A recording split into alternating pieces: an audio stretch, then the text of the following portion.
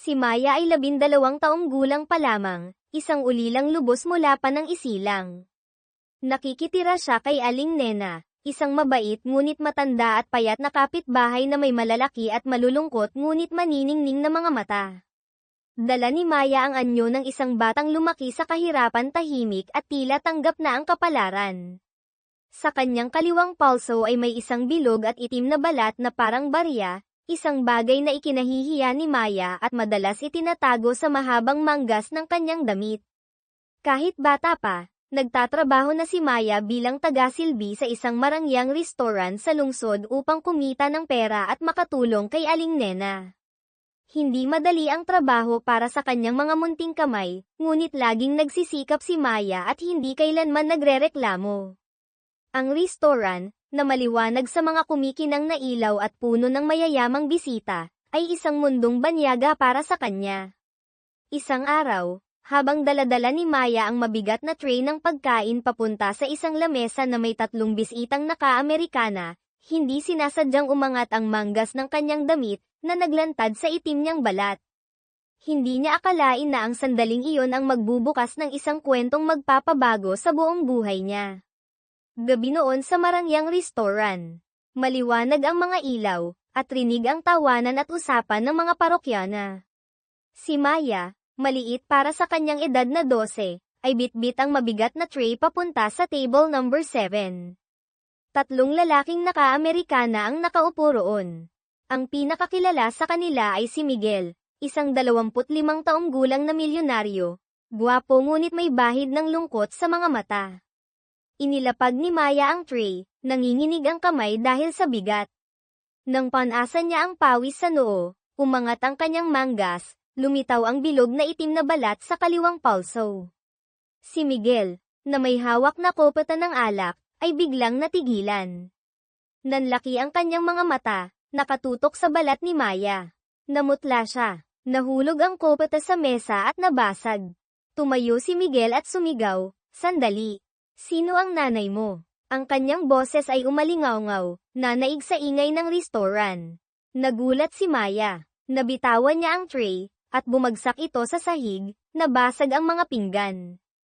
Tumalsik ang mainit na sabaw sa kanyang binti, ngunit hindi niya ito naramdaman. Bumuhos ang luha sa kanyang mga mata. "Wawala po akong nanay," yutal niyang sagot. Lumapit si Miguel, nag-aapoy ang mga mata. "Huwag kang magsinungaling. Saan galing ang balat na yan?" Hinawakan niya ng mahigpit ang braso ni Maya. Natakot ang bata, pumiglas, at humagulgol. "Bitawan niyo po ako. Wala po akong alam." Nagulat ang 2 kasama ni Miguel. Isa sa kanila ang nagsalita, "Miguel, kumalma ka. Bata lang yan." Ngunit hindi nakinig si Miguel. "Hindi niyo naiintindihan," sigaw niya. Umatras si Maya, yakap ang braso, nanginginig. "Wala po akong ginagawang masama. Nagtatrabaho lang po ako." Dumating ang manager ng restaurant, isang lalaking nasa katanghaliang gulang at mukhang istrikto. "Maya, bakit mo nahulog yan? Humingi ka ng tawad sa mga bisita, ngayon din." Tinaas ni Miguel ang kamay para pigilan ito. Malamig ang kanyang boses. "Hindi kailangan. Gusto kong makausap ang batang ito." Humarap siya kay Maya, nag-aalab pa rin ang mga mata. "Sabihin mo, sino ang nagsilang sayo? Sino ang nag-iwan ng balat na yan?" Humikbi si Maya. "Hindi ko po alam. Ulila po ako simula pa noong sanggol. Si Aling Nena po ang nakapulot sa akin sa palengke. Huwag niyo na po akong tanungin." Umiyak siya ng husto, gustong tumakbo palayo, ngunit parang napako ang kanyang mga paa. Huminga ng malalim si Miguel, nakakuyom ang mga kamao, tinitigan ang balat na para bang may hinahanap na sikreto. "Hindi ito maaaring nagkataon lang. Dapat may alam ka, Miguel." "Tama na yan," sabi ng isa niyang kaibigan, hinayla siya palayo. Binitawan ni Miguel si Maya, ngunit hindi pa rin inaalis ang tingin sa bata. Yakap ni Maya ang braso, patuloy ang pag-agos ng luha, nais na lamang niyang maglaho. Natapos ang komprontasyon sa gitna ng tensyon, iniwan ang 2 na parehong naguguluhan. Matapos ang sigaw ni Miguel, nabalot ng nakabibinging katahimikan ang restaurant. Nakatayo roon si Maya, Patuloy ang pag-agos ng luha sa kanyang murang mukha, mahigpit na yakap ang balat sa pulso na para bang itinatago ito. Si Miguel ay humihinga ng malalim, nakatitig pa rin sa kamay ng bata, nanginginig ang mga binti na parang bibigay. Pinaupo siya ng kanyang mga kaibigan, bumubulong, anong nangyayari sa'yo? Huwag kang gumawa ng eksena. Ngunit iwinaksi ni Miguel ang kanilang mga kamay. Kailangan kong malaman. Hindi ko ito palalampasin. Lumapit ang manager, yumuko kay Miguel. Sir, pasensya na po sa nangyari. Tatanggalin ko na po agad ang batang ito. Natakot si Maya. Huwag po, kailangan ko po ang trabahong ito. Hindi ko po sinasadya. Tinaas ni Miguel ang kamay. Walang matatanggal. Gusto ko siyang makausap ng sarilinan, ngayon din. Bagamat nag-aatubili, tumango ang manager at sinenyasan si Maya na sumunod kay Miguel sa isang tagong sulok malapit sa hagdan. Naglakad si Maya na parang may pabigat sa mga paa, gulong-gulo ang isip. Umupo si Miguel sa isang silya at sinenyasan si Maya na umupo sa tapat niya. Tinitigan niya ang bata, hindi na gaanong galit ang mga mata ngunit puno pa rin ng matinding pagnanasa na malaman ang isang bagay. Maya, hindi kita tinatakot, pero ang balat na yan, kailangan mong magsabi ng totoo. Sino sa pamilya mo ang mayroon niyan? Umiling si Maya, garalgal ang boses. Sinabi ko na po, wala po akong pamilya. Si Aling Nena po ang nakapulot sa akin sa palengke noong maliit pa ako. Wala po akong alam tungkol sa mga magulang ko. Lumapit si Miguel. Saang palengke? Kailan? Dapat may naalala ka. Nanginginig si Maya. Hindi ko po maalala. Sabi po ni Aling Nena, natagpuan niya ako mahigit 10 taon na ang nakalipas sa isang maliit na palengke malapit sa bukid. Yun lang po. Nanahimik si Miguel, lalong humigpit ang pagkuyom ng mga kamay. Mahigit 10 taon na ang nakalipas, ang panahong iyon ay tugma sa isang masakit na alaala. Noong 10 taong gulang pa lamang si Miguel, ikinuwento sa kanya ng kanyang ina, si Isabel, ang tungkol sa itim na balat sa kaliwang pulso nito. Ito ay isang marka na namamana, Miguel, sabi nito noon. Mula pa sa ating mga ninuno. Kung magkakaanak ka, maaaring magkaroon din siya nito. Ngumiti noon ang kanyang ina, ngunit wala si Miguel ng ganoong balat. Tinanong niya ito, kung wala po ako, sino ang magkakaroon? Ngumiti lamang si Isabel, malayo ang tingin. Siguro, balang araw, maiintindihan mo. Namatay ang kanyang ina 12 taon na ang nakalilipas dahil sa isang biglaang karamdaman. Mayaman ang pamilya ni Miguel ngunit malamig ang pakikitungo. Ang kanyang ama, si Don Ricardo, isang istriktong negosyante, ay bihirang banggitin ang kanyang asawa matapos itong mamatay. Lumaki si Miguel sa kalungkutan at malabong mga alaala ng ina. Ang itim na balat ni Isabel ay laging isang misteryo na hindi niya maipaliwanag hanggang sa sandaling makita niya si Maya. Maya, putol ni Miguel sa sariling pag-iisip, nanginginig ang boses. Sabi mo, namatay ang nanay mo pagkatapos kang isilang, tama ba? Tumango si Maya, muling tumulo ang luha. Sabi po ni Aling Nena. Hindi ko po alam kung totoo. Huminga ng malalim si Miguel, pinipilit kumalma. Ang balat mo, kaparehong-kapareho ng balat ng nanay ko. Bilog, maitim, sa kaliwang pulso. Hindi ako naniniwalang nagkataon lang ito. Napatingala si Maya, nagulat. Nanay niyo po, pero paano po? Ulila po ako. Tumayo si Miguel, paikot-ikot na naglakad na parang wala sa sarili. Ayoko ring maniwala, pero kung ang nanay ko, kung isinilang kanya tapos iniwan. Huminto siya, humarap kay Maya. Ilang taon ka na? Eksaktong edad mo. 12 anyos po. Ipinanganak po ako noong 2013, sagot ni Maya. Sabi po ni Aling Nena. Mabilis na nag-isip si Miguel. Namatay ang kanyang ina noong 2013, noong siya ay 13 anyos. Bago iyon, umalis si Isabel ng bahay ng ilang buwan, sabi ay magbabakasyon. Hindi kailanman nagpaliwanag ang kanyang ama, sinabi lang na mahina ang katawan ni Isabel. Ngunit paano kung nagbuntis siya, isinilang si Maya, at iniwan ito bago siya namatay? Sumikip ang dibdib ni Miguel. Hindi maaari, bulong niya, ngunit lumalaki ang duda sa kanyang isip. Maya, pwede mo ba akong samahan kay Aling Nena? Tanong ni Miguel, may pagmamakaawa sa boses. Umatras si Maya, natatakot. Bakit po pupunta kay Aling Nena? Ayoko po. Ano po bang sinasabi nyo? Hinawakan ni Miguel ang balikat ng bata, maraahan ngunit may diin. Kailangan kong malaman ang totoo. Kung may kinalaman ka sa nanay ko, hindi ko ito pwedeng palampasin. Ayaw mo bang malaman kung saan ka talaga nanggaling? Kinagat ni Maya ang labi, patuloy ang pag-agos ng luha. Hindi niya lubos maintindihan ang sinasabi ni Miguel, ngunit ang tanong nito ay tumama sa pinakamalalim na pagnanasa sa kanyang puso ang malaman ang kanyang pinagmulan. Natatakot po ako, bulong niya. Tinitigan siya ni Miguel, lamambat ang boses. Natatakot din ako, pero kailangan nating harapin ito. Sama ka sa akin, pwede ba? Maingay pa rin ang restaurant sa di kalayuan, ngunit sa pagitan ni Maya at Miguel, may bumabalot na mabigat na misteryo. Mula sa itim na balat, hinihila sila nito patungo sa isang paglalakbay na puno ng drama na hindi pa nila lubos na handa. Matapos ang alok ni Miguel, nanatiling tahimik si Maya, nanginginig ang maliliit niyang kamay. Naglalaro sa kanyang mga mata ang takot at pag-uusisa. Pupunta kay Aling Nena. Pero, paano kung totoo ang sinasabi niyo? Anong gagawin ko? Bulong niya, nalilito. Lumuhad si Miguel kapantay niya, ang mga matay matatag ngunit may bakas ng sakit. Maya, hindi ako sigurado sa kahit ano. Pero kung anak ka ng nanay ko, karapatan mong malaman. At karapatan ko rin. Sumama ka sa akin. Isang beses lang. Kinagat ni Maya ang labi, tumulo ang luha. Ayaw niyang maniwala, ngunit ang mga salita ni Miguel ay parang nagtanim ng butil ng pag-asa sa kanyang pusong laging hungkag. Sa huli, marahan siyang tumango. Sige po, pero kailangan ko pong magpaalam sa manager. Tumayo si Miguel, bahagyang ngumiti. Ako na ang bahala. Bumalik siya sa lamesa, kinausap ang manager. Kumunat ang noo ng lalaki. Ngunit sa harap ng awtoridad ni Miguel, isang VIP na customer, pumayag itong pauwiin ng maaga si Maya.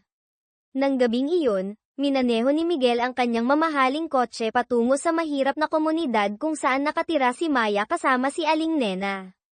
Ang daan ay makitid, madilim, at amoy kulob sa lungat sa marangyang buhay ni Miguel.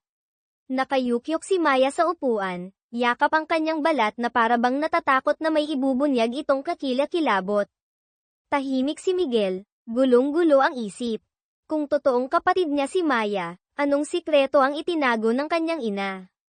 At ang kanyang ama, na laging malamig, alam kaya niya ito?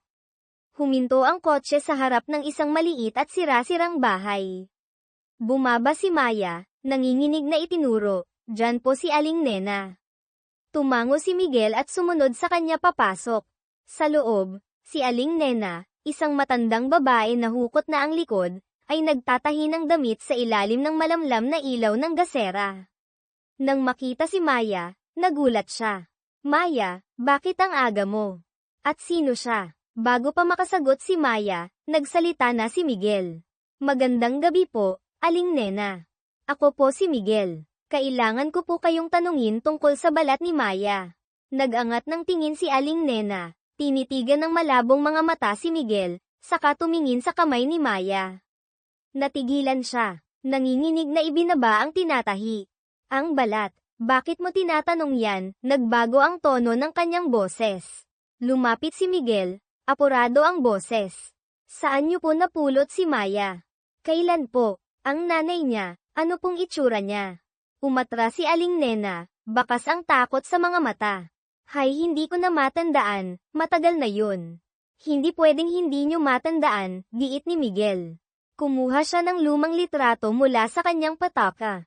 Nasa litrato ang kanyang ina, si Isabel, nakangiti, at kitang-kita ang itim na balat sa kaliwang pulso, katulad ng kay Maya. Tingnan niyo po ito. Siya po ba ang nanay ni Maya? Kinuha ni Aling Nena ang litrato, nanginginig ang kamay. Bumubuka ang kanyang bibig ngunit walang lumalabas na salita. Sumigaw si Maya, Aling Nena. Sabihin niyo po, siya po ba? Napahagulgol si Aling Nena. Hindi ako sigurado, pero yung babae, payat na payat siya, mahina. Nakita ko si Maya sa tabi ng palengke, katabi ng isang babaeng patay na. Mayroon din siyang itim na balat sa kamay. Napahawak si Miguel sa dibdib, napasigaw. Ibig sabihin, ang nanay ko, isinilang niya si Maya tapos iniwan. Umiling si Aling Nena. Hindi niya iniwan. Namatay siya agad pagkatapos noon. Inilibing ko siya sa bukid na malapit doon. Napaluhod si Miguel sa isang upuan. Si Maya ay napahawak sa mukha, humahagulgol. Ang nanay ko, patay na po. Bamigat ang hangin sa loob ng munting bahay. Humarap si Miguel kay Aling Nena, garalgal ang boses. Ano pa pong tinatago nyo? Sabihin nyo na po lahat. Yumuko si Aling Nena, bamulong. May isang lalaki, dumating siya pagkatapos noon. Nagtanong tungkol sa bata, sinabi kong napulot ko siya. Sabi niya, huwag kong sasabihin kahit kanino. Tapos umalis na siya. Anong lalaki? Sigaw ni Miguel. Nanginginig si Aling Nena. Hindi ko alam. Pero mayaman siya, naka-Amerikana, katulad mo. Natigilan si Miguel. Ang ama niya. Lalong lumalim ang misteryo. Hinihila sila ni Maya sa isang magulong sitwasyon na walang malinaw na katapusan. Bamigat ang hangin sa loob ng sira-sirang bahay. Nakatayo si Miguel, nakakuyom ang mga kamao, litaw ang mga ugat sa noo. Namumula ang mga mata niya sa galit at sakit. Yamakap si Maya kay Aling Nena, bumubuhos ang luha, nanginginig ang boses. Nena, bakit hindi niyo po sinabi sa akin? May nanay po pala ako. Yumuko si Aling Nena, tumulo ang luha sa kanyang mga kulubat na kamay, bamulong. Maya, natakot ako sa lalaking yun. Nakakatakot siya. Gusto ko lang na maging ligtas ka. Mabilis na humarap si Miguel, umalingaw-ngaw ang boses. Yung lalaking yun, sabihin nyo ng malinaw. Anong itsura niya? Umurong si Aling Nena, mahina ang boses. Hindi ko na matandaan ng husto. Matangkad siya, naka-Amerikana na itim. Malamig ang boses niya, parang yelo. Tinanong niya kung may nakita akong sanggol. Sinabi kong napulot kita. Sinabi niya, huwag kong ipagsasabi kahit kanino, tapos umalis na. Nagngit-ngit ang mga ngipin ni Miguel, umiikot ang isip.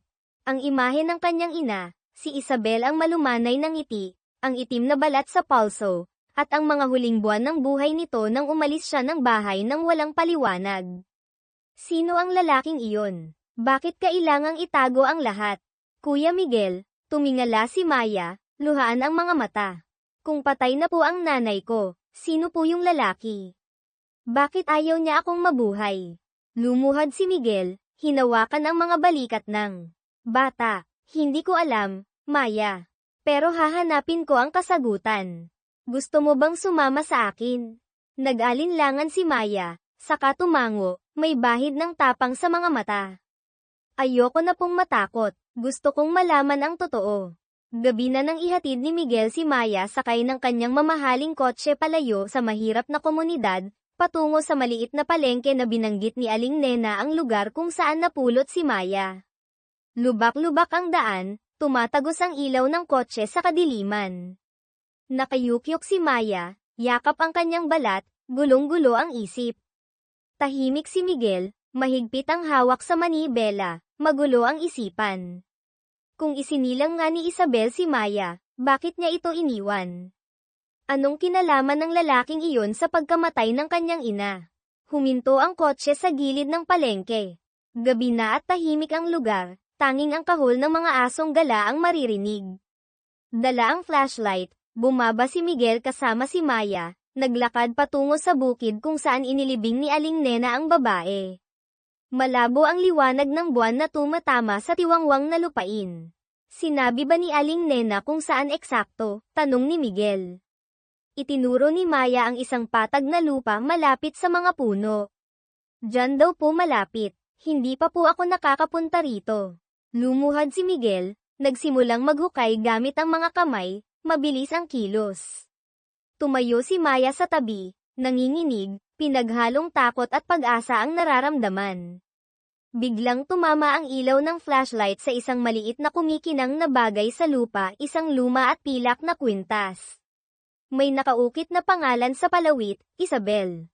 Natigilan si Miguel. Nanginginig ang kamay na dinampot ito. Nawawala ang boses. Ito ang kwintas ni Mama. Natatandaan kong suot niya ito. Lumapit si Maya, nanlaki ang mga mata. Kay Mama niyo po, ibig sabihin, nanay ko nga po siya. Mahigpit na hinawakan ni Miguel ang kwintas, tumulo ang luha. Hindi maaaring magkamali, nakaukit ang pangalan ng kanyang ina rito. Kung dito siya inilibing, Maya, kapatid kita. Hindi niya matapos ang sasabihin, ngunit sa puso niya, mas sigurado na siya sa koneksyon nila ni Maya sa kanyang ina. Bigla, may narinig silang kaluskos mula sa di kalayuan mga yabag sa tuyong damo. Nagulat si Miguel, hinayla si Maya para magtago sa likod ng isang puno. May tao. Sa ilalim ng liwanag ng buwan, isang matangkad na anino ang lumitaw, naka-Amerikana na itim, dahan-daang naglalakad patungo sa kanila. Napigil ni Miguel ang hininga, kumakabog ang dibdib.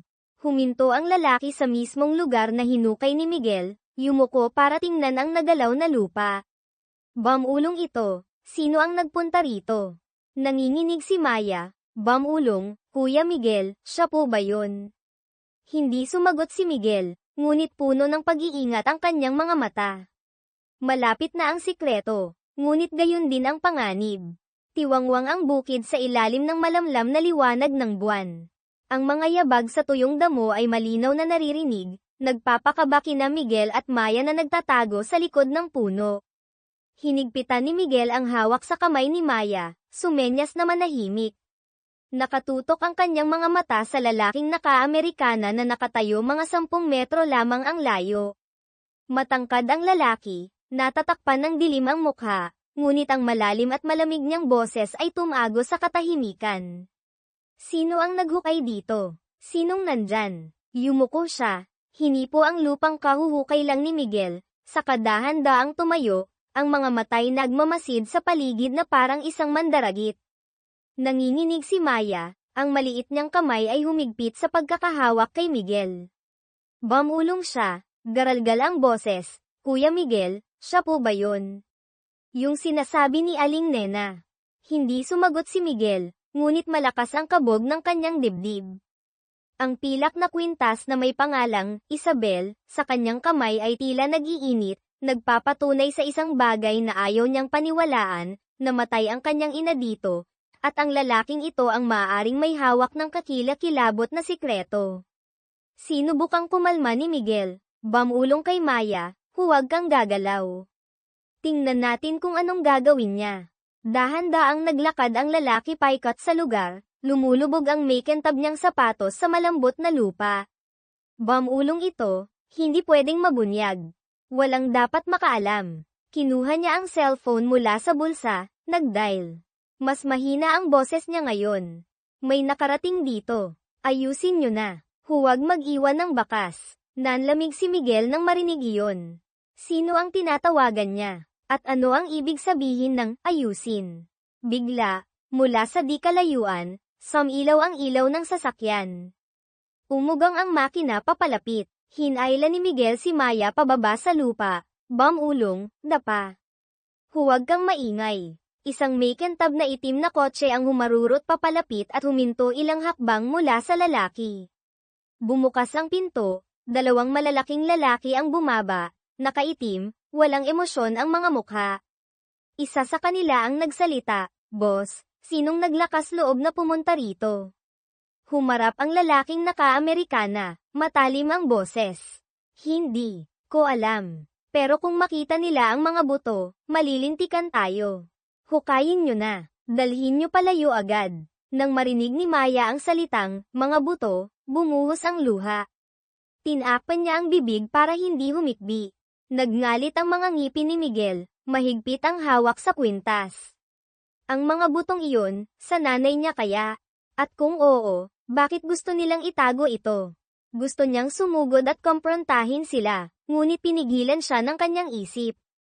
2 lang sila, walang armas, hindi nila kakayanin ang 3 lalaki. Nagsimulang maghukay ang 2 tauhan. Ang tunog ng pala na tumatama sa lupa ay umalingaw-ngaw sa gabi. Tiningnan ni Miguel si Maya, Nakita niya ang takot sa mga mata nito, ngunit mayroon ding determinasyon. Bumulong siya, Maya, gusto mo bang malaman kung sino ang nanay mo? Kahit mapahamak tayo. Tumango si Maya, nanginginig ang boses. Opo, gusto kong malaman. Kahit mamatay pa ako. Huminga ng malalim si Miguel. Kung gayon, kailangan nating kumilos. I-distract ko sila. Tumakbo ka pabalik sa kotse, tumawag ka ng pulis.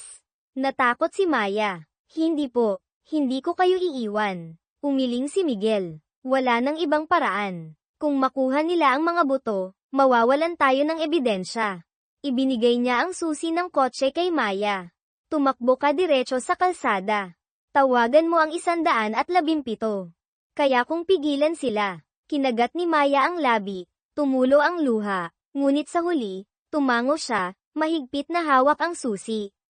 Tumalikod ang lalaking naka-Amerikana para tingnan ang cellphone habang mas malalim ang hinuhukay ng 2 tauhan. Dumampot si Miguel ng malaking bato at ibinato ito ng malakas sa di kalayuan. Kalabog. Umalingaw-ngaw ang tunog, nagulat ang 3 lalaki. Sino yan? Sigaw ng naka-Amerikana. Tingnan nyo. Iniwan ng 2 tauhan ang pala at tumakbo patungo sa direksyon ng ingay. Takbo, itinulak ni Miguel si Maya. Tumakbo si Maya patungo sa kotse, nadapa sa damuhan, ngunit bumangon at nagpatuloy. Tumayo si Miguel mula sa pinagtataguan, hinarap ang lalaking naka-Amerikana. Tigil, sigaw niya, puno ng galit ang boses. Humarap ang lalaki, ang mga matay parang punyal na tumusok kay Miguel. Sino ka? Ungol nito. Itinaas ni Miguel ang kwintas. Anak ako ng babaeng inilibing mo dito. Sabihin mo, anong ginawa mo sa nanay ko? Natigilan ang lalaki, ngunit mabilis na ngumisi. Masyado ka ng maraming alam. Sayang, hindi ka na mabubuhay para ikwento yan. Bumunot siya ng isang maliit na baril mula sa baywang at itinutok kay Miguel. Ngunit sa sandaling iyon, umalingaw-ngaw ang sirena ng pulis mula sa malayo. Nagawa ni Maya. Nagmura ang lalaking naka-Amerikana, tumalikod para tumakbo pabalik sa kanyang kotse. Sumugod si Miguel, niyakap siya ng mahigpit. Hindi ka makakatakas, sigaw niya. Nagpagulong-gulong sila sa lupa. Nahulog ang baril. Di nagana ni Miguel ang lalaki, ngunit tumatakbo na pabalik ang 2 tauhan. Bitawan niyo si boss, sigaw nila. Lalong lumakas ang sirena, kumikislap ang mga ilaw na pula at asul. Nagpupumiglas ang lalaking naka-Amerikana. Magsisisi ka, ungol nito. Ngunit hindi bumitaw si Miguel, hinigpitan ang sakal. Dumating ang mga police car. 4 na pulis ang mabilis na bumaba, nakatutok ang mga baril sa kaguluhan. Tigil. Itaas ang mga kamay, sigaw ng isang pulis. Tumakbo ang 2 tauhan ngunit mabilis silang nahuli. Binitawan ni Miguel ang lalaking naka-Amerikana, na humihingal sa lupa, puno ng puot ang mga mata. Tumakbo si Maya mula sa police car, niyakap si Miguel, humahagulgol. Kuya Miguel, okay ka lang po ba? Hinaplos ni Miguel ang buhok ng bata, huminga ng maluwag. Okay lang ako. Ang galing mo. Pinusesan ng mga pulis ang lalaking naka-Amerikana at isinakay sa kotse. Ibinigay ni Miguel ang kwintas sa hepe ng mga pulis. Ito po ang ebidensya. Pakihukay po dyan. Maaaring nandyan ang nanay ko. Nang gabing iyon, naging maliwanag ang bukid dahil sa mga ilaw ng pulis. Hinukay nila ang isang kalansay. Sa tabi nito, natagpuan ang isang lumang pilak na singsing isa pang katibayan na kay Isabel nga iyon. Lumuhad si Miguel, tumulo ang luha sa lupa. Tumayo si Maya sa tabi niya, niyakap siya, bumulong, si mama po ba yan?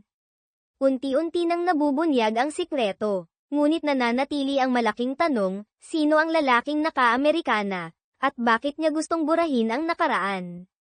Maliwanag ang dating tiwangwang na bukid dahil sa mga ilaw ng pulis. Patuloy ang tunog ng mga palang humuhukay, binubuksan ang lupang nagtago ng sikreto sa loob ng mahigit 1 dekada.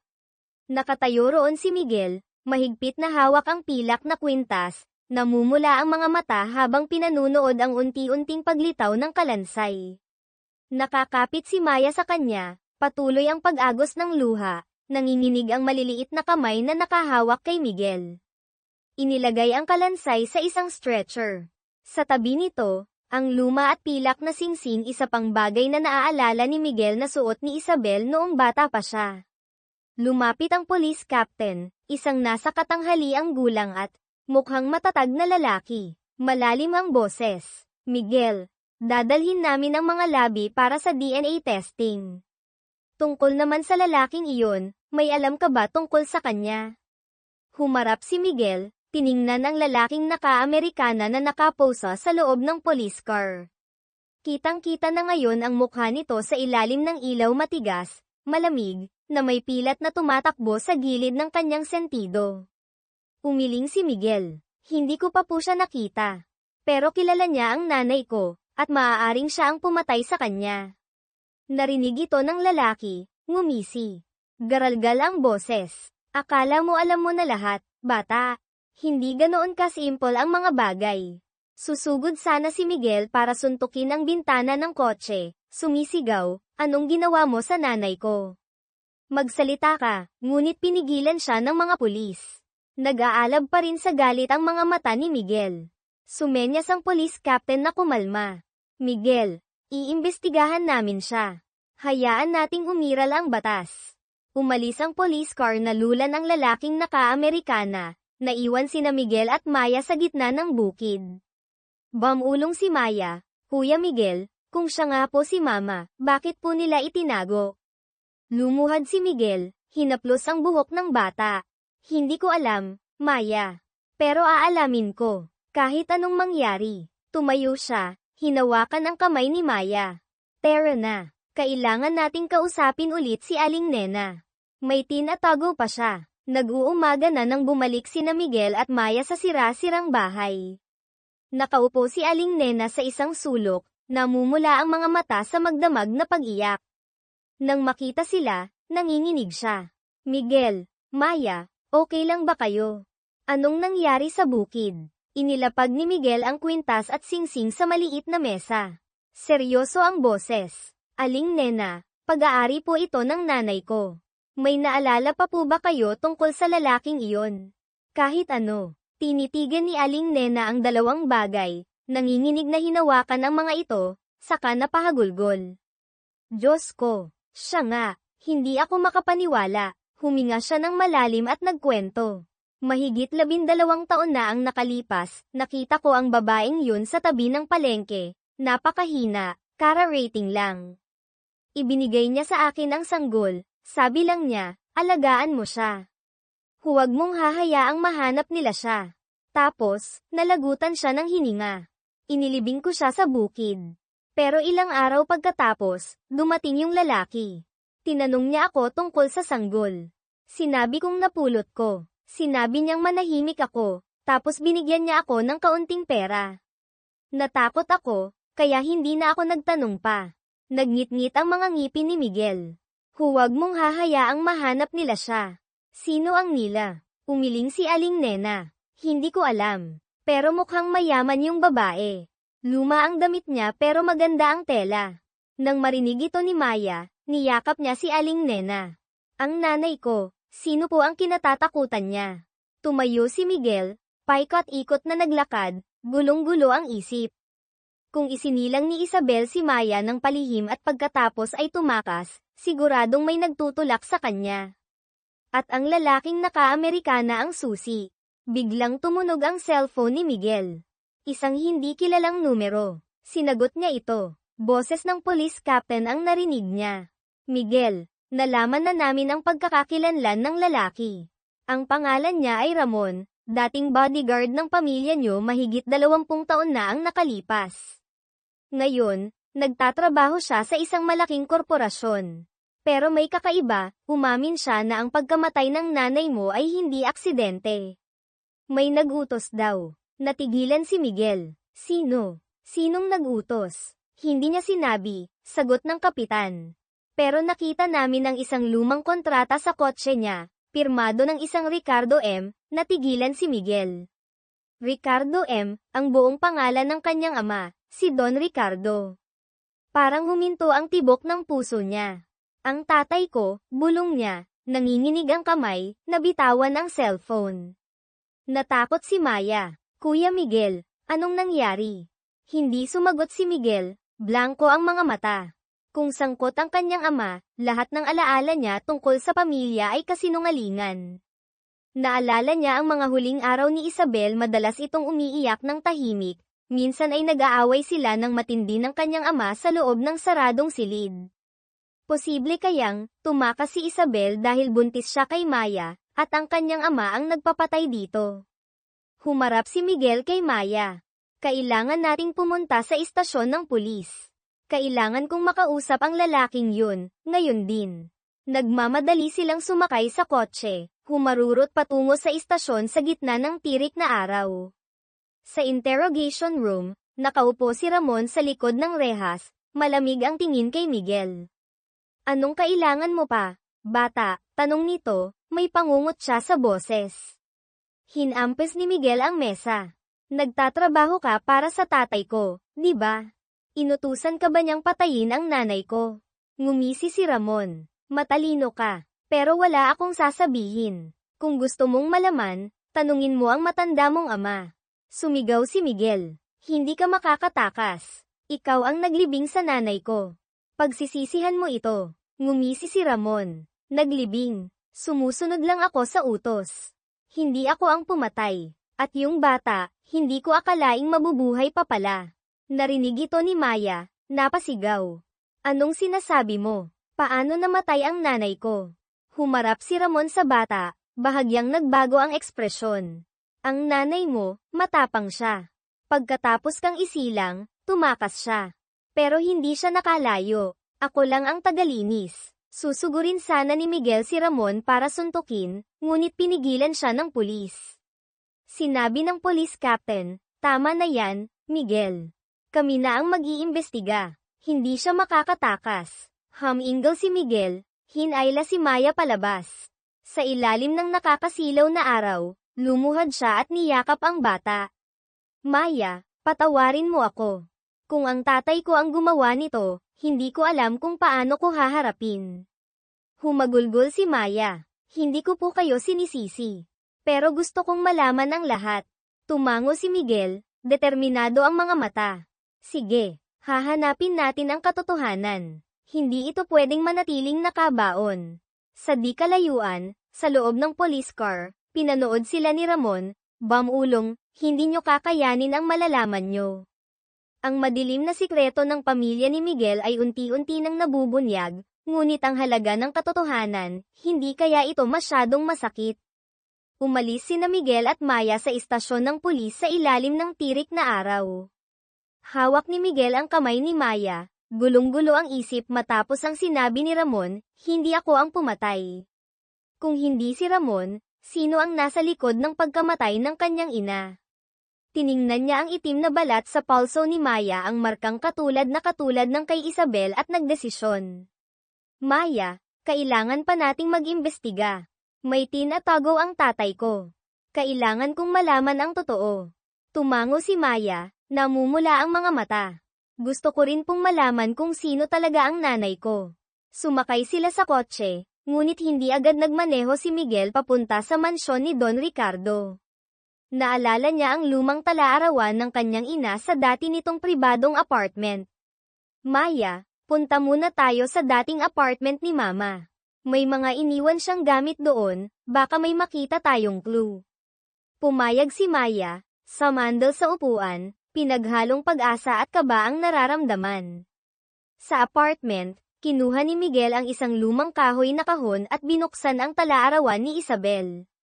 Lumitaw ang malambot nitong sulat kamay, petsa, 15 ng Mayo taong 2012, alam kong nagdadalang tao ako. Isang babae. Ayaw ni Ricardo ng babae. Hindi tatanggapin ng pamilya. Kailangan kong protektahan ang anak ko. Natigilan si Miguel, binasa ng malakas. Babae. Maya, ikaw nga siguro ang anak ni Mama, at ni Papa. Napatingala si Maya, nagulat. Anak po ni Don Ricardo. Pero bakit niya po ako iniwan? Ipinagpatuloy ni Miguel ang pagbabasa, kumakabog ang dibdib. Isa pang entry, petsa, Ika-10 ng Disyembre taong 2012, tumakas ako. Pinapahanap ako ni Ricardo. Hindi ko hahayaang kunin nila ang anak ko. Mahigpit na hinawakan ni Miguel ang tala-arawan. Tumakas si Mama dahil ayaw sayo ni Papa, dahil sa pamilya niya. Ang pamilya ng mga makaluma sila. Narinig kong sinasabi ni Papa noon pa, gusto lang nila ng lalaking tagapagmana. Nanginginig si Maya. Ibig sabihin po, namatay si Mama dahil pinoprotektahan niya ako. Tumango si Miguel, namumula ang mga mata.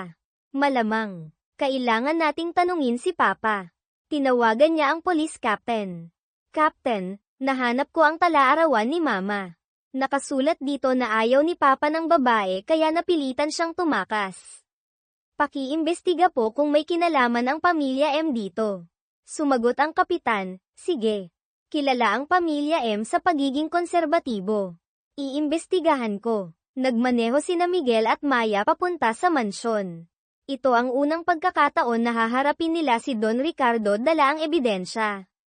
Pumasok sila sa malawak na sala. Nakaupo si Don Ricardo sa isang malaking silya, hawak ang kopeta ng alak, pagod ang mga mata. Nang makita sina Miguel at Maya, nagulat siya. Miguel, anak, sinong kasama mo? Inilapag ni Miguel ang tala-arawan sa mesa. Malamig ang boses. Basahin niyo po, Papa. Nakasulat dito na ayaw niyo ng babae kaya napilitang tumakas si Mama. Si Maya po, anak niyo siya ni Mama, hindi ba? Tiningnan ni Don Ricardo ang tala-arawan, nanginginig ang kamay. Nahulog ang kopeta at nabasag. Saan mo nakuha yan? Sumigaw si Miguel. Kay Mama. Tumakas siya dahil sa inyo at sa pamilya. Inutusan niyo si Ramon na ilibing si Mama para itago ang lahat, tama po ba? Tumayo si Don Ricardo, nanginginig ang boses. Anong pinagsasabi mo? Wala akong ginawa kay Isabel. Lumapit si Maya, umiiyak. Kayo po ba ang tatay ko? Bakit niyo po hinayaang mamatay si Mama? Tiningnan ni Don Ricardo si Maya, nag-aalangan ang mga mata, saka napaupo, hawak ang ulo. Hindi ko ginasto ito. Hindi tumatanggap ng babae ang pamilya. Noong nalaman kong babae ang dinadala ni Isabel, sinabi ko sa kanyang ipalaglag, pero ayaw niya. Sumigaw si Miguel. Dahil sa pamilya, pinilit niyong umalis si Mama, tapos hinayaan niyong mamatay siya sa bukid. Huminga ng malalim si Don Ricardo. Hindi ko pinatay si Isabel. Gusto ko lang siyang lumayo muna, manganak sa ibang lugar. Pero tumakas siya ng tuluyan. Nang ibalita ni Ramon na namatay siya pagkatapos manganak, natakot ako. Humagulgol si Maya. Tatay ko po kayo, pero hinayaan niyong mamatay si Mama dahil lang sa mga taong yun. Hindi po ako pabigat. Tiningnan ni Don Ricardo si Maya, nawawala ang boses. Hindi kita itinuturing na pabigat. Pero pinilit ako ng pamilya, ng lolo mo. Sabi nila, walang halaga ang babae, hindi tagapagmana. Inutusan ko si Ramon na ilibing siya para maitago ang lahat. Nagngit-ngit ang mga ngipin ni Miguel. Hinayaan niyong mamatay si Mama dahil sa pride ng pamilya. Sino ang nag-utos sa inyo? Nanahimik si Don Ricardo, sa kabam-ulong. Ang lolo mo, si Don Alejandro M. siya ang pinuno ng pamilya. Hindi siya tumatanggap ng babae. Sinabi niya sa akin na tanggalin ang bata, pero hindi ko kaya. Tumakas si Isabel, at nawalan na ako ng kontrol. Natigilan si Miguel, ang lolo niya. Pinilit nito si Papa na saktan si Mama at si Maya. Tumunog ang cellphone ni Miguel. Ang police captain, mabilis ang boses. Miguel, nahanap ko ang mga lumang sulat ni Don Alejandro para kay Don Ricardo. Tinatakot niya ito na kung itutuloy ang pagbubuntis sa babae, mawawalan siya ng mana. Hindi pinatay ni Don Ricardo si Isabel, pero tinago niya ang pagkamatay nito dahil sa takot sa pamilya. Humarap si Miguel sa ama. Narinig niyo po, Papa. Si Lolo ang utak ng lahat. Tinago niyo ang mga labi ni Mama dahil natakot kayong mawalan ng posisyon. Yumuko si Don Ricardo. Oo, natakot ako sa kanya. Mas makapangyarihan siya sa akin, at hindi ko siya kayang labanan. Nang mamatay si Isabel, akala ko ang pagtatago ang tanging paraan. Malamig na sabi ni Miguel. Hindi nyo prinotektahan si Mama. Hindi nyo prinotektahan si Maya. Dahil lang sa pamilya. Tao pa po ba kayo? Umiyak si Don Ricardo. Nagkamali ako, Miguel. Ayokong mamatay si Isabel. Niyakap ni Maya si Miguel. Humihikbi. Kuya Miguel, kapatid niyo po pala talaga ako. Ayokong ganito ang pamilya natin. Hinaplos ni Miguel ang buhok ng bata. Maya, kapatid kita. Poprotektahan kita. At kukunin natin ang hustisya para kay Mama. Tiningnan ni Don Ricardo si Miguel. Anong gagawin mo? Ididemanda mo ako. Tumango si Miguel. Hindi lang kayo, Papa. Pati si Lolo. Hahanapin ko siya. Ibubunyag ko kung sino ang nagtulak kay Mama sa kamatayan. Sa labas, dumidilim na. Hinawakan ni Miguel ang kamay ni Maya, puno ng determinasyon ang puso. Ang sikreto ng pamilya M ay hindi lamang tungkol kay Don Ricardo, kundi pati kay Don Alejandro ang nasa likod ng trahedya. Hindi pa tapos ang paglalakbay, at handa si Miguel na harapin ang taong Sam Iris sa kanyang pamilya. Nabalot ng mabigat na katahimikan ang mansyon ni Don Ricardo matapos niyang umamin. Nakatayo si Miguel sa harap ng ama, malamig ang tingin ngunit puno ng sakit. Papa, sinabi niyong si Lolo Alejandro ang nagpilit sa inyo. Pero kung hindi niyo gustong mamatay si Mama, bakit hindi niyo siya prinotektahan? Bakit niyo hinayaang tumakas siya at mamatay ng mag-isa? Tumayo si Maya sa tabi ni Miguel, patuloy ang luha. Tatay ko po kayo, bakit po ganoon na lang ang pag-alis ni Mama? Nag-angat ng tingin si Don Ricardo, may pagsisisi sa mga mata. Huminga siya ng malalim, garalgal ang boses. Hindi ko ginustong mamatay si Isabel. Mahal ko ang nanay mo, Miguel, kahit hindi ko nasasabi. Pero masyadong makapangyarihan ang pamilya, si lolo mo. Sinabi niya sa akin, kapag itinuloy ko ang pagbubuntis sa babae, mawawala sa akin ang lahat mana, posisyon. Natakot ako. Naging duwag ako. Nagngit-ngit ang mga ngipin ni Miguel. Dahil sa takot, hinayaan niyong tumakas si Mama na buntis, manganak sa hirap, tapos mamatay sa bukid. Inutusan niyo si Ramon na ilibing siya para maitago kay Lolo, tama? Marahang tumango si Don Ricardo, nanginginig ang kamay. Oo, nang sabihin ni Isabel na babae ang dinadala niya, sinabi kong ipalaglag. Pero ayaw niya, umiiyak, nagmamakaawa na itago ko ang bata. Hindi ko kayang labanan si Lolo, kaya sinabi ko sa kanyang lumayo muna, manganak sa ibang lugar, tapos hahanap ako ng paraan. Pero tumakas siya ng tuluyan, hindi na nakinig sa akin. Huminto siya, tumulo ang luha. Nang ibalita ni Ramon na namatay siya pagkatapos manganak, nataranta ako. Ayokong malaman ni Lolo, kaya inutusan ko si Ramon na ilibing siya. Sabihing aksidente. Lumapit si Maya, garalgal ang boses. Tatay ko po kayo, pero hindi niyo ako kailangan dahil babae ako. Dapat lang po ba akong iwan? Tiningnan ni Don Ricardo si Maya, may sakit sa mga mata. Hindi, Maya, hindi kita kinamumuhian. Natakot lang ako kay Lolo. Sabi niya, kahihiyan ang babae, hindi karapat-dapat sa dugo ng mga nagkamali ako. Hindi ko kayo naprotektahan ikaw at ang nanay mo. Humagulgol si Maya. Namatay si Mama dahil sa akin. Alam niyong, mahina siya, bakit hindi niyo siya hinanap? Hinawakan ni Miguel ang kamay ni Maya para aluin, saka humarap sa ama. Papa, kung mahal niyo talaga si Mama, bakit hindi kayo tumayo laban kay Lolo? Hinayaan niyong mamatay si Mama, maulila si Maya, dahil lang natakot kayong mawalan ng posisyon. Yumuko si Don Ricardo. Duwag ako, Miguel. Kontrolado ni Lolo ang lahat pera, kapangyarihan. Akala ko, kung may tatago ko ito, mapapanatili ko ang lahat. Pero nawala sa akin si Isabel, at ngayon, pati ikaw. Malamig na sabi ni Miguel. Hindi niyo ako nawala dahil gusto ko. Nawala ako dahil pinili niyo ang pamilya, kaysa sa tunay na pamilya. Kinuha niya ang cellphone at tinawagan ang police captain. Captain, nandito po ako sa bahay ni Papa. Umamin na po siya na inutusan niya si Ramon na ilibing si Mama para pagtakpan ang pamilya. Si Lolo ko po, si Don Alejandro, ang nagpilit sa kanya. Pwede po ba kayong pumunta rito? Sumagot ang kapitan, sige. Papunta na ako kasama ang mga papeles at team. Manatili kang kalmado. Narinig ito ni Don Ricardo, nataranta. Miguel, tumawag ka ng pulis. Ididemanda mo ba ako? Tumango si Miguel. Opo, Papa. Hindi nyo man pinatay si Mama, hinayaan nyo siyang mamatay at tinago nyo ang katotohanan. Kailangan nyong managot. Nanginginig si Don Ricardo. Paano si lolo mo? Siya ang nagutos. Sagot ni Miguel, hahanapin ko po siya mamaya. Pero kayo ang direktang nagutos kay Ramon. Hindi kayo inosente. Bumukas ang pinto. Pumasok ang police captain kasama ang dalawang kasamahan, hawak ang isang folder. Don Ricardo M., kailangan namin ang kooperasyon nyo.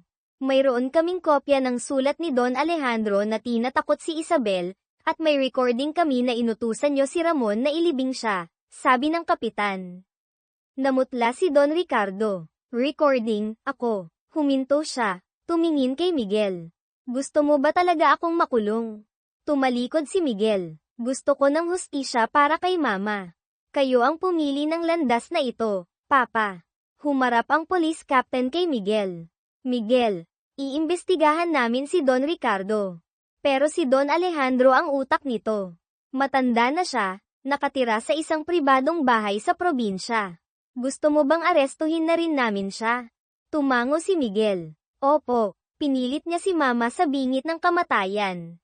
Hindi siya pwedeng makatakas. Hinawakan ni Maya ang braso ni Miguel. Kuya Miguel, kapag nahuli si Lolo, anong mangyayari sa pamilya? Hinaplos ni Miguel ang buhok ng bata. Matagal nang mali ang pamilyang ito. Hindi ko na kailangan yan. Ikaw lang ang kailangan ko, at ang katotohanan. Tumayo si Don Ricardo, nawawala ang boses. Miguel, Maya, kung makukulong ako, sana mapatawad niyo ako. Umiyak si Maya. Hindi ko po alam kung mapapatawad ko kayo. Hinayaan niyong mamatay si Mama. Malamig na sabi ni Miguel. Mamaya na ang pagpapatawad. Ngayon, kailangan niyong pagbayaran ang ginawa niyo. Isinama ng mga pulis si Don Ricardo palabas. Nakayuko ito, hukot ang likod na parang isang talunan. Niyakap ni Miguel si Maya, bamulong, Maya, kapatid kita. Kahit anong ginawa ni Papa at ni Lolo, poprotektahan kita. Tumango si Maya. Alam ko po, pero, gusto kong makita si Lolo. Gusto kong tanungin kung bakit niya ako kinamumuhian. Sige, sabi ni Miguel. Pupuntahan natin siya. Kailangan niyang harapin tayo. Sa labas, bumagsak na ang dilim. Nakatayo sina Miguel at Maya sa loob ng malaking mansyon, puno ng determinasyon ang mga puso. Umamin na si Don Ricardo, ngunit ang anino ni Don Alejandro, ang nasa likod ng trahedya, ay nananatili. Hindi pa sila pwedeng tumigil, dahil ang katotohanan tungkol sa pamilya at ang sakit na dinanas ni Isabel ay kailangan pang mabigyang linaw. Nagpapatuloy ang paglalakbay, may bagong paghaharap na naghihintay. Naging malungkot at tahimik ang mansyon ni Don Ricardo matapos siyang isama ng mga pulis. Nakatayo sina Miguel at Maya sa sala, mabigat ang dibdib. Hinawakan ni Miguel ang kamay ni Maya, malalim ang boses. Maya, umamin na si Papa, pero si Lolo Alejandro ang nasa likod ng lahat. Gusto ko siyang puntahan. Sasama ka ba? Tumango si Maya, namumula ang mga mata ngunit matatag. Opo, gusto ko. Gusto kong tanungin kung bakit niya ako kinamumuhian, pati si Mama. Tinawagan ni Miguel ang police captain. Captain, nahuli na po si Papa. Si Lolo Alejandro naman po. Nasa probinsya daw po siya. May balita na po ba kayo? Sumagot ang kapitan, Miguel, naimbestigahan na namin. Hindi lang si Maya ang pinilit ni Don Alejandro na ipaalis. Base sa mga dokumento, pinilit niya ang maraming miyembro ng pamilya na ipaalis ang mga anak na babae sa loob ng 30 taon. May ebidensya kami mga sulat na pananakot, recordings, at testimonya mula sa mga kamag-anak. Papunta na ang team ko doon para arestuhin siya. Gusto mo bang sumunod? Opo, sagot ni Miguel. Pupunta kami ni Maya. Humarap siya kay Maya. Tara na. Kailangan nating makita siyang managot. Sumakay sila sa kotse, bumiyahe patungo sa bahay ni Don Alejandro sa probinsya, isang luma ngunit malaking Bahay na nakatago sa likod ng mayayabong na puno. Habang nasa daan, ikinwento ni Miguel kay Maya, naalala kong sinabi ni Mama noon, napaka-istrikto daw ni Lolo. Naniniwala siyang mga lalaki lang ang makapagbibigay ng karangalan sa pamilya. Hindi ko akalain na aabot siya sa ganito. Pagdating nila, nakaparada na ang mga police car. Lumabas ang police captain, hawak ang posas. Miguel, kakahalughog lang namin sa bahay. Nakita namin ang isang kaha de hierro na puno ng mga sulat na ipinadala niya sa mga manugang niya, pinipilit silang ipa-abort ang dinadala kong babae. Kasama doon ang sulat para sa nanay mo, tinatakot na kung itutuloy niya ang pagbubuntis kay Maya, palalayasin siya sa pamilya. Nagngit-ngit ang mga ngipin ni Miguel. Halimaw siya. Papsukin niyo po kami. Pumasok sila sa madilim na sala. Nakaupo si Don Alejandro sa isang malaking silya, matanda na, puti na ang buhok, ngunit matalas pa rin ang tingin. Nang makita sina Miguel at Maya, ngumisi siya. Miguel, anong ginagawa mo rito? At dinala mo pa ang batang yan. Malamig na sabi ni Miguel. Lolo, ito po si Maya. Anak siya ni Papa at ni Mama. Kayo ang nagpilit kay Mama na tumakas, na naging dahilan ng pagkamatay niya. Ano pong masasabi nyo? Tumawa si Don Alejandro. Babae, hindi ko kinikilala yan. Lalaki lang ang kailangan ng pamilyang ito. Nagmatiga si Isabel, isinilang pa rin yan, kaya siya ang managot. Lumapit si Maya, garalgal ang boses. Apo niyo po ako. Bakit niyo po ako kinamumuhian? Namatay si Mama dahil sa inyo. Hindi po ba kayo nagsisisi? Tiningnan ni Don Alejandro si Maya, walang bahid ng emosyon. Dungis ka lang sa pangalan ng pamilya. Sinabi ko na sa anak kong tanggalin ka, pero duwag siya kaya hinayaan niyang tumakas si Isabel. Hindi ko pinatay ang nanay mo. Siya ang namatay sa sarili niyang kagagawan. Sumigaw si Miguel. Sariling kagagawan. Tinakot niyo si Mama. Pinilit niyong umalis habang buntis. Ilan pa ang pinilit niyo? Ano bang tingin niyo sa pamilyang ito para ituring na basura ang mga babae? Inilabas ng police captain ang mga dokumento. Don Alejandro M., may ebidensya kami na pinilit niyo ang hindi bababa sa 5 babae sa inyong pamilya na magpalaglag, at tinakot niyo si Isabel M. Inaaresto ka namin sa salang pamimilit at pagdudulot ng malubhang kahihinatnan. Tumayo si Don Alejandro, sumisigaw. Wala kayong karapatan. Ginawa ko to para protektahan ang pamilya. Ngunit mabilis siyang napigilan at pinusesan ng mga pulis. Lumapit si Miguel, malamig ang boses. Protektahan. Sinira niyo ang pamilya ko. Namatay si Mama, naulila si Maya, naging duwag si Papa lahat dahil sa inyo. Umiyak si Maya. Hindi kita lolo. Hindi ka karapat-dapat. Habang isinasakay sa kotse, patuloy pa rin sa pag-ungol si Don Alejandro. Magsisisi ka, Miguel. Kailangan ako ng pamilyang ito. Tumalikod si Miguel. Ang kailangan ng pamilyang ito ay bumagsak. Tama na kayo ni Papa. Umalis ang police car, dala si Don Alejandro, ang nasa likod ng trahedyang tumagal ng ilang dekada. Ilang araw ang lumipas, nakatanggap ng balita si Miguel mula sa police captain. Miguel, nahatulan si Don Alejandro ng 10 taong pagkakakulong dahil sa pamimilit at pagdudulot ng malubhang kahihinatnan. Si Don Ricardo naman ay 5 taon dahil sa pagtatago ng krimen. Gumuho na ang impluwensya ng pamilya M. Marami na ang tumalikod sa kanilang mana. Tumango si Miguel. Salamat, Captain. Dumating na rin ang hustisya. Humarap siya kay Maya. Anong nararamdaman mo? Huminga ng malalim si Maya. Nalulungkot po ako, pero gaman ang pakiramdam ko. Nabigyang linaw na si Mama. Niyakap ni Miguel ang bata. Oo, nagsakripisyo si Mama para sa'yo. Ngayon, nandito na ako. Magiging iba na ang buhay natin. Pinuntahan nila si Aling Nena at ikinwento ang lahat. Umiyak si Aling Nena. Diyos ko, hindi ko akalain na ganoon kasama ang lolo mo. Kawawa ka naman, Maya. Ngumiti si Maya. Hindi na po ako kawawa. Kasama ko na po si Kuya Miguel at kayo. Dinala ni Miguel si Maya sa kanyang apartment, nagdesisyong alagaan ito bilang tunay na kapatid. Pumunta siya sa puntod ni Isabel, naglagay ng bulaklak, bamulong, Naparusahan na sila lolo at papa. Ligtas na si Maya. Mapayapa ka na. Tumayo si Maya sa tabi niya, mahina ang boses. Ma, anak niyo po ako. Mamumuhay po ako ng maayos para maipagmalaki niyo ako. Hamangin ng bahagya, na parang isang yakap mula kay Isabel. Kinabukasan, nakatanggap si Miguel ng sulat mula sa abogado ng pamilya.